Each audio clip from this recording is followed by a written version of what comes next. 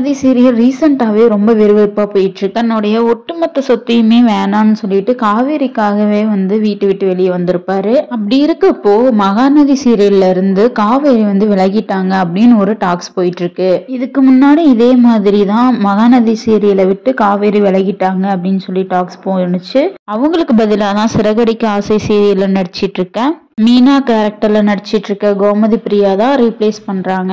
இது எல்லாமே ரூமர்ஸ் அப்படின்னு சொல்லிட்டு காவேரி தெளிவுபடுத்தி இருந்தாங்க. ஸோ மறுபடியும் இப்போ இவங்க சீரியலை விட்டு விலக போறாங்க அப்படின்னு சொல்லிட்டு ஒரு அப்டேட் கிடைச்சிருக்கு. ஏன்னா அவங்க பிக் பாஸ் ஷோல கலந்துக்கிற நிலையில இருக்காங்களாம். பிக் பாஸ் சீசன் 9 அடுத்த மாசம் ஸ்டார்ட் பண்ற நிலையில இப்போ ஆடிஷன்லாம் நடந்துட்டு இருக்கு.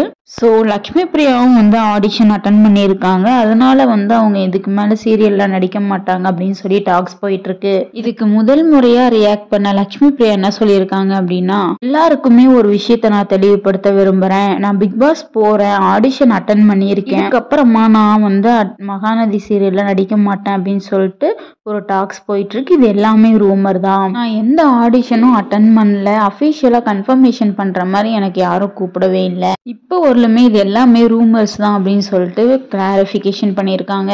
மேலும் இந்த கிளாரிஃபிகேஷன் மூலியமா அவங்க பிக் பாஸ்க்கு போகல, மகாநதி சீரியல்ல தான் தொடர்ந்து நடிக்க போறாங்க அப்படின்னு சொல்லிட்டு உறுதியாயிருக்கு. மேலும் சினிமா பத்தின அப்டேட்ஸ் தெரிஞ்சுக்கிறதுக்கு சினி டாக்ஸ் டைரியை சப்ஸ்கிரைப் பண்ணிக்கோங்க.